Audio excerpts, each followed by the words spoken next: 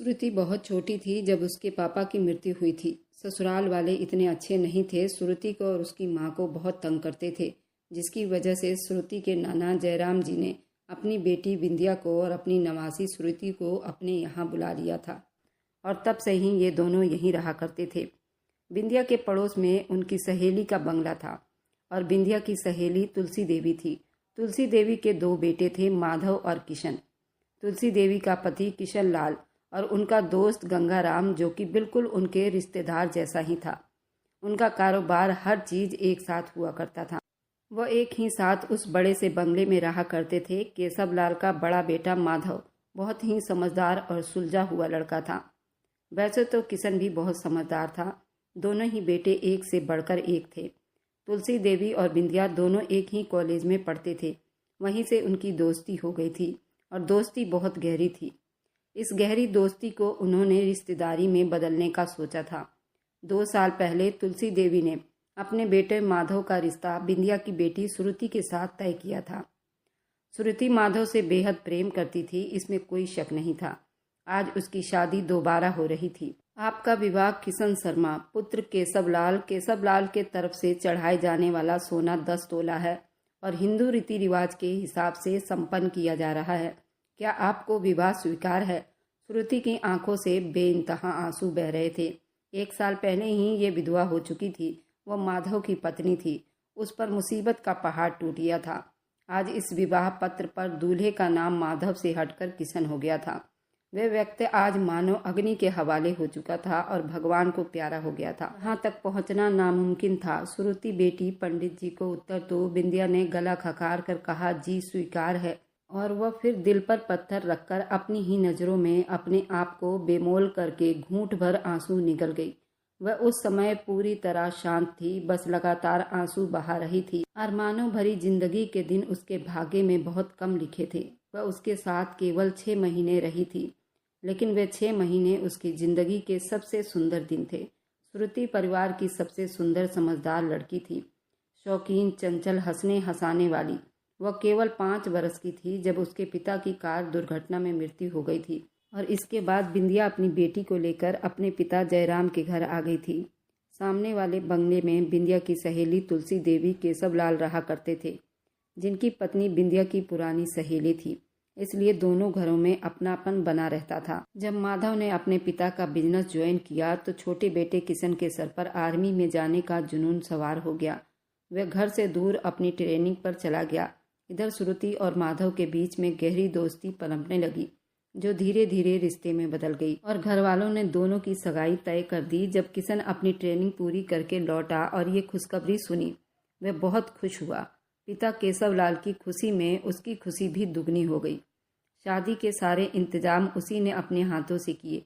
भाई के सिर पर सेहरा भी सजाया और नोटों की रस्म भी निभाई, लेकिन उसे ये अंदाजा नहीं था 6 महीने के बाद उसे अपने ही हाथों से अंतिम संस्कार भी करना पड़ेगा। अतः जब शादी हुई तो केशव लाल की हवेली में खुशियों का माहौल था। माधव बहुत वफादार और केयरिंग इंसान था। श्रुति को ट्रीट करने का उसका अंदाज बेहद नरम था और वह उसे हमेशा बच्चों की तरह संभाल कर रखता था। शादी के तीसरी रात भी उसने उंगलियों पर रेखा खींचने की तरह हल्के से उसे चूमा। श्रुति डरी हुई नहीं लग रही थी। उसकी धीमी धीमी बातें सुनते हुए वह सिर झुकाकर शर्मा गई थी। माधव ने बहुत प्यार और स्नेह से उसे अपना बनाया था।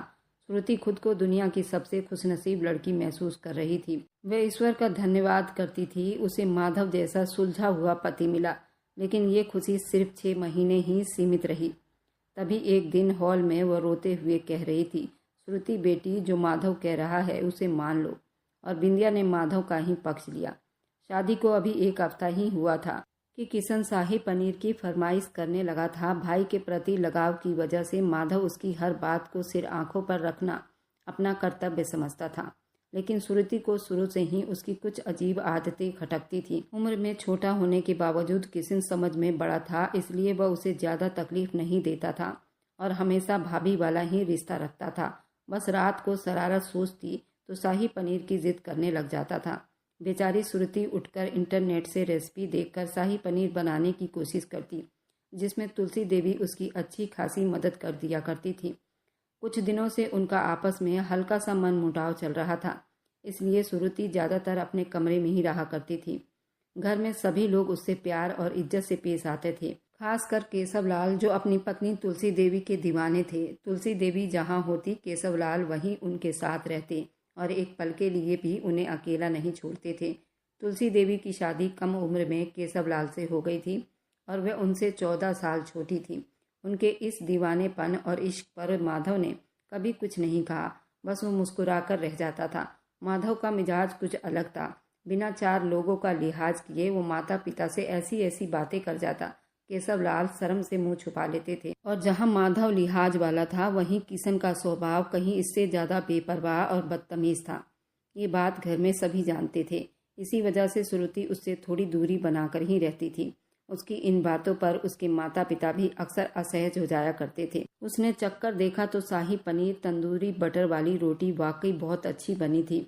अब ये तो आपको पसंद आएगी ही। गहरी सांस लेते हुए वो मुस्कुराया था, फिर हल्के मजाकिया शब्दों में बोला, डोंट वरी, अगर मेरी बनाई हुई शाही पनीर और बटर रोटी बहुत अच्छी लगी तो इनाम भी देना पड़ेगा।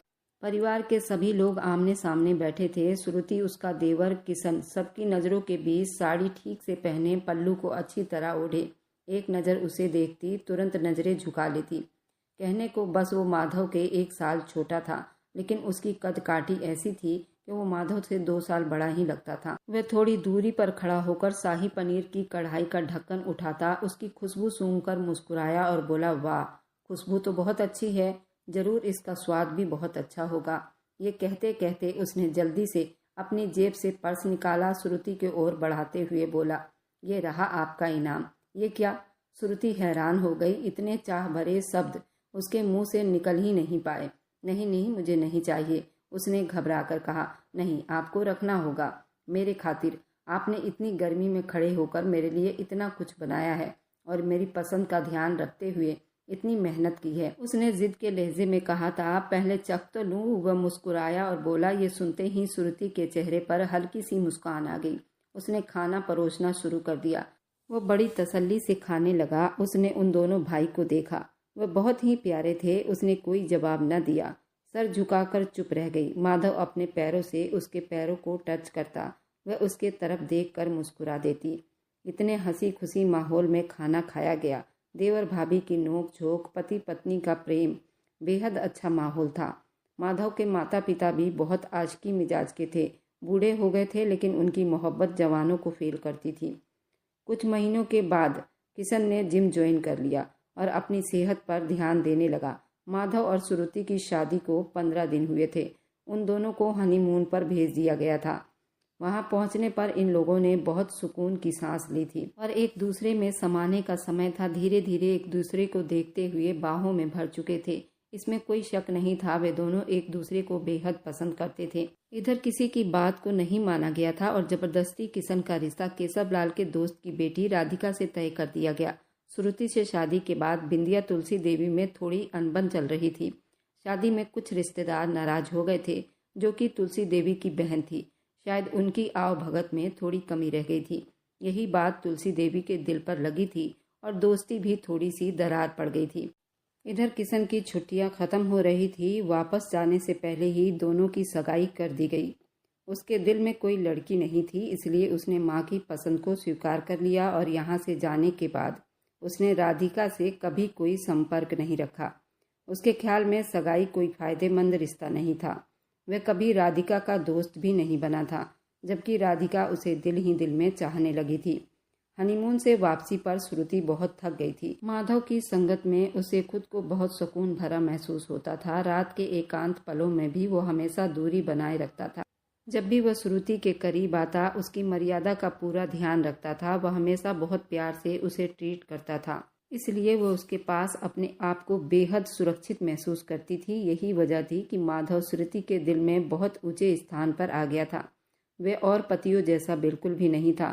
श्रुति को जब उसकी चाहत होती थी तभी वह उसके करीब आता था और इतनी सहजता से उसकी चाहत को मिटाता कि वह खुद ही उस पर मर मिटती थी। फिर एक दिन श्रुति की जिंदगी में माधव का कार एक्सीडेंट हो गया। उस भयानक हादसे ने सबको ऐसा झटका दिया कि आज तक कोई उसे समझ नहीं पाया। श्रुति की दुनिया अब उजड़ गई थी। भाई की अचानक मृत्यु की खबर सुनकर किशन शहर से लौट आया था। किशन का दिल बहुत बुरी तरह टूट गया था। माधव के जाने से पूरा घर ही बिखर गया था और ये हवेली उन्होंने छोड़ दी जिसमें उनके बेटे की चिता को अग्नि के हवाले किया गया था। और इस गम से बाहर निकलने के लिए उन्होंने जल्दीबाजी में ये हवेली छोड़ दी थी। तुलसी देवी और केशवलाल अगर वहाँ और ज़्यादा रहते तो उन्हें सदमा और ज़्यादा घेर लेती। इसी वजह से जल्द वहाँ से उन्होंने वह बंगला खाली कर दिया था। सब कुछ छोड़कर वे शहर में शिफ्ट हो गए थे। किशन हमेशा अपनी माँ तुलसी देवी से वादा करता था कि वह लखनऊ वापस लौट आएगा। उस बीच श्रुति इस अफरा तफरी में हैरान थी और दोपहर से रो रही थी। किशन ने पूरी स्थिति समझने की कोशिश की। तुलसी देवी ने रोते हुए किशन को सब बता दिया। उनके दोस्त गंगाराम को केशवलाल और तुलसी देवी के चले जाने पर अपनी बेटी की सुरक्षा की चिंता परेशान कर रही थी। वो यहाँ आकर जबरदस्ती अपनी बेटी राधिका की शादी की डेट फिक्स कर दी थी और ये परिवार एक शादी में चला गया और वहीं पर किशन उनकी बात सुनकर हैरान हुआ था। वह ये शादी करने के लिए तैयार नहीं था, लेकिन तुलसी देवी चाहती थी कि किशन ये शादी कर ले।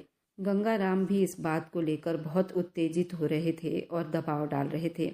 अगर सगाई हो गई है तो शादी भी हो जानी चाहिए, नहीं तो इसमें मेरे परिवार की बदनामी होगी। अब बरसों पुरानी दोस्ती भी टूट सकती है और इसमें हम दोनों परिवारों को बहुत बड़ा नुकसान भी हो सकता है। कई बिजनेस हम दोनों के एक साथ हो रहे हैं और अगर ये शादी टूटती है हम सबका बिजनेस भी बर्बाद हो जाएगा। तुमसे शादी के लिए मेरी बेटी तो कब से सपने सजाकर बैठी है। इन शब्दों ने किशन को ये समझा दिया कि राधिका अब उसकी जिम्मेदारी बन गई है। ये वो बात थी जिसे वह खुद भी पूरी तरह नहीं जानता था, लेकिन इस पर विचार कर किशन के पिता केशवलाल के मन में ये विचार आया कि वे राधिका की सुरक्षा और भलाई के लिए उसका विवाह किशन से कर सकते हैं। यहाँ पर सब कुछ उल्टा हो गया था। बिंदिया ने रोकर सभी घर वालों पर दबाव डालना शुरू कर दिया कि मेरी बेटी की इज्जत का सवाल है और मेरी बेटी को इसी घर में रहना है क्योंकि मेरी बेटी प्रेग्नेंट हो गई है और अब उसकी देखभाल बहुत ज़रूरी है। उसके पेट में आपके परिवार का वारिस पनप रहा है और ऐसे में अगर श्रुति अपने दिमाग पर दबाव डालेगी तो बच्चे को भी काफ़ी नुकसान हो सकता है और आपके परिवार के वंश पर भी बुरा असर पड़ेगा। तो अच्छा होगा कि श्रुति की शादी आप अपने परिवार में किशन से करवा दो। किशन लाल ने बिंदिया की बातें बड़ी बारीकी से सुनी। इसी अफरा तफरी में किशन अपने परिवार के साथ बारात लेकर आया और जबरदस्ती श्रुति का विवाह किशन से करवा दिया गया। किसी को सोचने समझने का मौका भी नहीं मिला। केशवलाल की बात पर किशन ने श्रुति को सबके सामने पेश किया। पापा, आप क्या कह रहे हैं? वो मेरे भाई की विधवा है, बिंदिया ने हड़बड़ाकर कहा। और तुम किशन हो, अपने भाई के वारिस को नाम दे सकते हो। किसने कहा कि भाई की पत्नी से विवाह नहीं हो सकता? जरूर हो सकता है। किशन ने अपने पिता से पूछा। पापा, मैं क्या करूं? आप बताइए, मुझे कुछ समझ में नहीं आ रहा। श्रुति तो नादान है, अभी उसकी उम्र ही क्या है, लेकिन आप लोग तो समझदार है। केशव ने कहा कि वो बहुत मासूम है और उसके आगे पीछे कोई नहीं है। वे 5 साल की उम्र में अपने पिता को खो बैठी थी, अब अपने पति को खो बैठी है, लेकिन अब उसमें इतनी हिम्मत नहीं है कि वो अपने आने वाले बच्चे को भी खो दे। इसलिए मैं जो कह रहा हूँ वही करो बेटा, इसमें हम सबकी भलाई है। अब इस शादी के खिलाफ तुलसी देवी भी खड़ी हो गई थी और केशव उनसे वजह मांग रहे थे। यही वजह है कि श्रुति ये सब झूठ बोल रही है। उसका अधिकार अब इस घर में खत्म हो चुका है। आप क्या चाहती हैं? केशव ने पूछा। उसका विवाह माधव से हुआ था, ये उसकी माँ बिंदिया का निर्णय था। तुलसी देवी ने साफ शब्दों में मना कर दिया। वह अब उसकी वजह से अपने दूसरे बेटे किशन को नहीं खो सकती।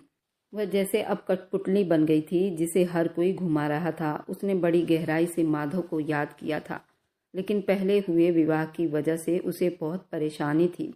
अपने प्यारे माधव को खो दिया था। अपने दिल में उसने उसकी यादों को जिंदा रखा था और पेट में पल रहे 4 महीने का गर्भ उसे और ज्यादा परेशान कर रहा था। इस अपराध के बाद उसने सोचा कि अब किसी और का उस पर अधिकार नहीं हो सकता।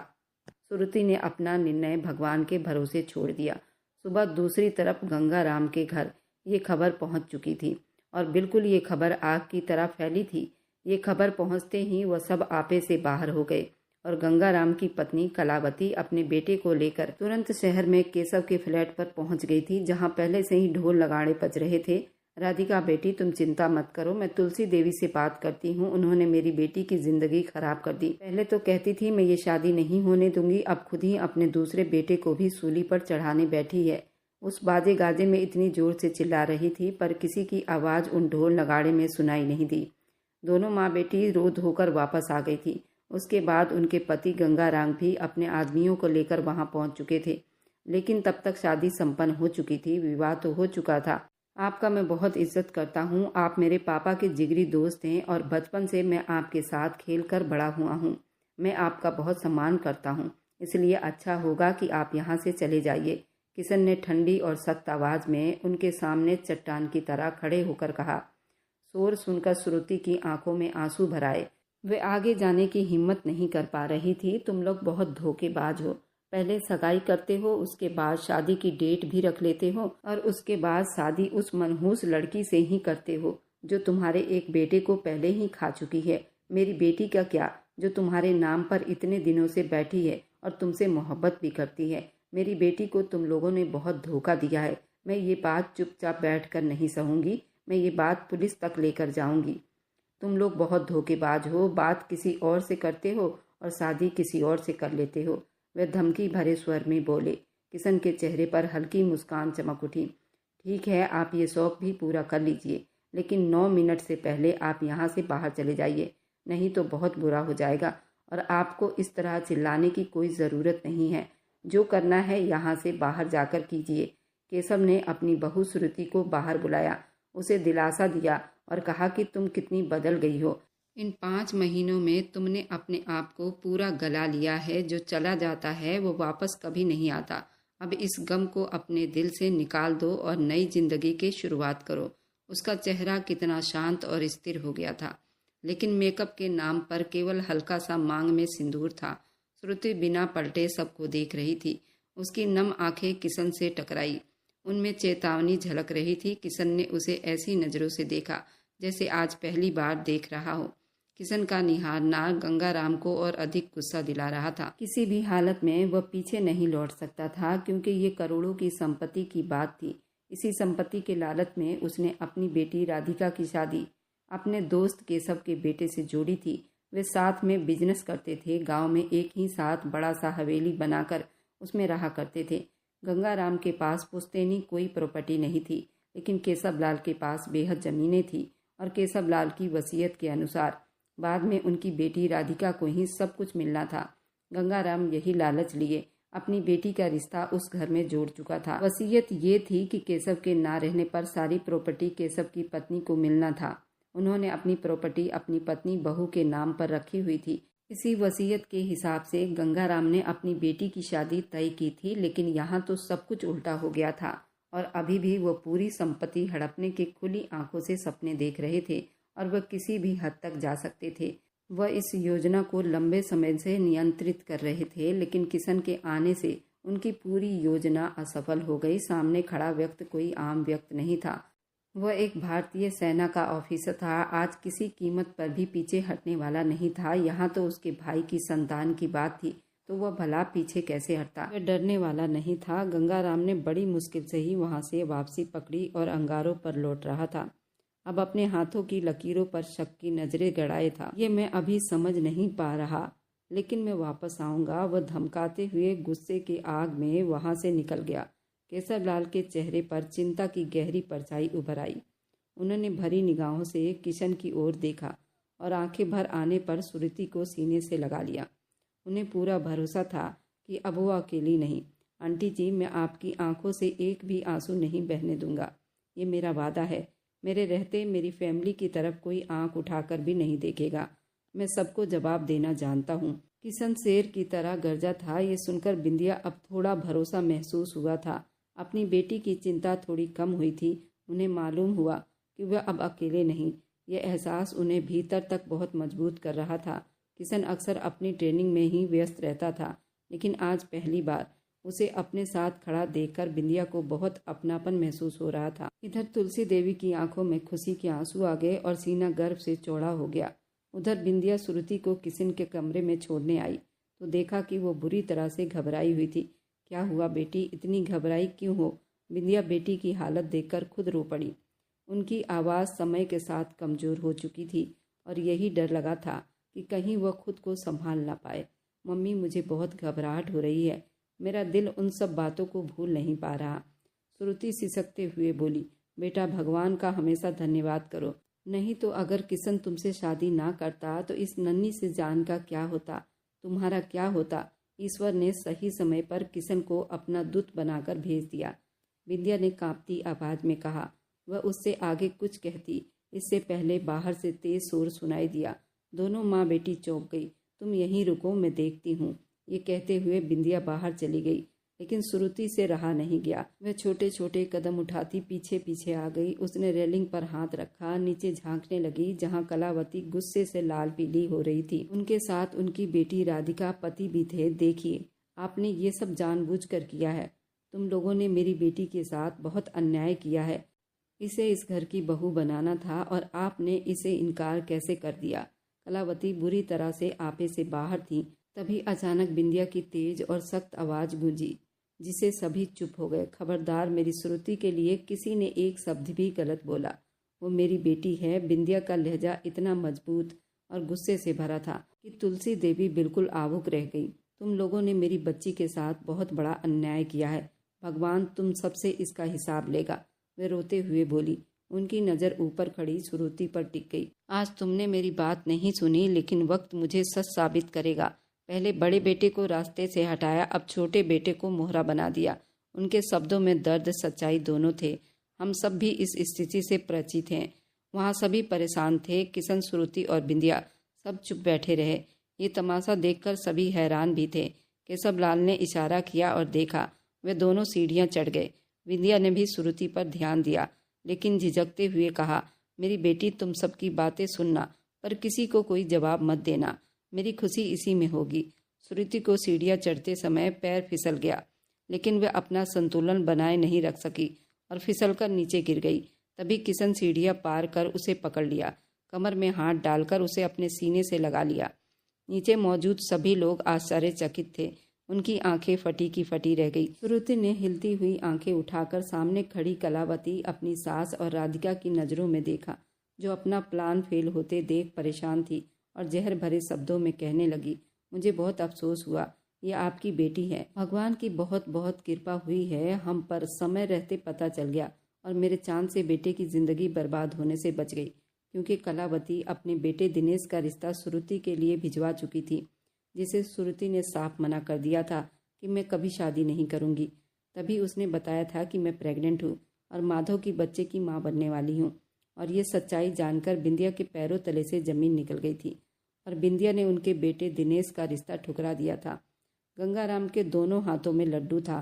अपनी बेटी राधिका का रिश्ता वह किशन से करना चाहते थे। उसके बाद अपने बेटे दिनेश का रिश्ता वह दोबारा से श्रुति से जोड़ना चाहते थे। पहले से ही वह उनकी नज़र में थी, लेकिन माधव के प्रेम ने इस बात को बोलने की हिम्मत नहीं दी। ये बात यहीं दब गई। लेकिन गंगाराम की नज़र दोबारा श्रुति पर पड़ गई और दोबारा से उन्होंने अपने बेटे का रिश्ता श्रुति के लिए भिजवाया था। और अब वो बुरी तरह से नाकाम हुए थे, घर के रहे न घाट के। और अब वो नाकाम होते हुए राहत भरे स्वर में कहने लगे, अब आप लोग यहाँ से चले जाइए। बिंदिया ने नौकरानियों को इशारा किया कि वे नीचे उतरे। सीढ़ियाँ उतरते हुए डरते हुए किशन और श्रुति के पास से गुजरी। श्रुति ने किशन से दूर होने की कोशिश की, लेकिन किशन ने उसे और कसकर अपने सीने से लगा लिया।